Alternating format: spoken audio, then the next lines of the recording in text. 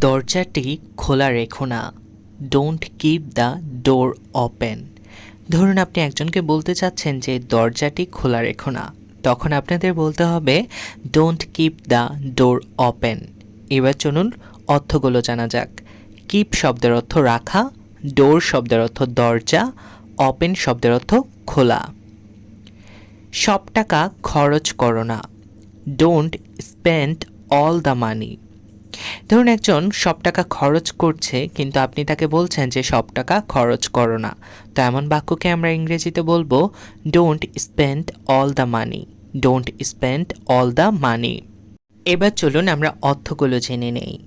Spend শব্দের অর্থ ব্যয় করা, অল শব্দের অর্থ সব, মানি শব্দের অর্থ টাকা। আমার সাথে কথা বলো না, ডোন্ট টক টু মি। ধরুন একজনের সাথে আপনি কথা বলতে চাচ্ছেন না, তাই তাকে বলছেন যে আমার সাথে কথা বলো না, তো এমন বাক্যকে আমরা ইংরেজিতে বলবো don't talk to me, don't talk to me. Talk শব্দের অর্থ কথা বলা, টু শব্দের অর্থ প্রতি, মি শব্দের অর্থ আমাকে। ঠিকানাটা লিখে নাও, নোট দ্য অ্যাড্রেস। এবার ধরুন আপনি একজনকে আপনার ঠিকানা বলছেন, কিন্তু তাকে লিখে নিতে বলছেন যে ঠিকানাটা লিখে নাও, তেমন বাক্যকে ইংরেজিতে বলবো note the address, note the address. Note শব্দের অর্থ টিকা, অ্যাড্রেস শব্দের অর্থ ঠিকানা। তোমার জায়গায় যাও, ব্যাক টু ইয়োর প্লেস। ধরুন একজনকে তার জায়গায় যেতে বলছেন, তো আপনি তাকে বলছেন তোমার জায়গায় যাও, এমন বাক্যকে ইংরেজিতে বলবো back to your place, back to your place. এবার চলুন অর্থগুলো জেনে নেই। ব্যাক শব্দের অর্থ পিছনে, ইয়োর শব্দের অর্থ তোমার, প্লেস শব্দের অর্থ স্থান। তোমার বাড়ির কাজ সমাপ্ত করো, ফিনিশ ইয়োর হোমওয়ার্ক। ধরুন আপনার কোনো সন্তানকে তার স্কুলের লেখা যেগুলো ছিল সেগুলো আপনি শেষ করতে বলছেন, তাই বলছেন যে তোমার বাড়ির কাজ সমাপ্ত করো, এমন বাক্যকে ইংরেজিতে বলবো finish your homework, finish your homework. এবার চলুন অর্থগুলো জেনে নিই। ফিনিশ শব্দের অর্থ শেষ, ইয়োর শব্দের অর্থ তোমার, হোমওয়ার্ক শব্দের অর্থ বাড়ির কাজ। তোমার পড়াগুলো মনে করো, রিমেম্বার ইয়োর লেসনস।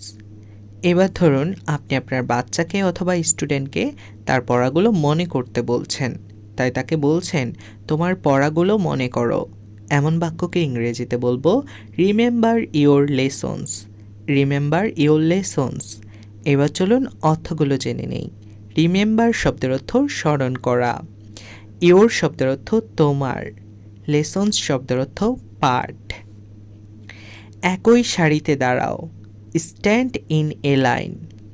ধরুন আপনি কয়েকজনকে একই সারিতে দাঁড়াতে বলছেন, তাই তাদেরকে বলছেন একই সারিতে দাঁড়াও, এমন বাক্যকে ইংরেজিতে বলবো stand in a line, stand in a line. Stand শব্দের অর্থ দাঁড়ানো, লাইন শব্দের অর্থ সারি। দয়া করে কথা বলো না, প্লিজ ডোন্ট টক। এবার ধরুন কয়েকজন কথা বলছে, আপনি তাদেরকে বলছেন দয়া করে কথা বলো না, তো এমন বাক্যকে আমরা ইংরেজিতে বলার সময় বলবো please don't talk, please don't talk. এবার চলুন অর্থগুলো জেনে নেই। প্লিজ শব্দের অর্থ দয়া করে, টক শব্দের অর্থ কথা বলা। বাক্যটি মনোযোগ সহ পড়ো, রিড দ্য সেন্টেন্স কেয়ারফুলি। এবার ধরুন একজনকে আপনি কোনো একটা বাক্য দিয়েছেন যেটা কিনা তাকে মনোযোগ সহকারে পড়তে বলছেন, তাই আপনি তাকে ইংরেজিতে বলবেন read the sentence carefully, read the sentence carefully. এবার চলুন অর্থগুলো জেনে নেই। রিড শব্দের অর্থ পড়া, সেন্টেন্স শব্দের অর্থ বাক্য, কেয়ারফুলি শব্দের অর্থ সাবধানে। তো আশা করছি আজকের এই সহজ ছোট ক্লাসটি আপনাদের অনেক ভালো লেগেছে। আমার ক্লাসটি কেমন লেগেছে তা কিন্তু কমেন্ট করতে ভুলবেন না, এবং লাইক শেয়ার করার মাধ্যমে অবশ্যই জানাবেন।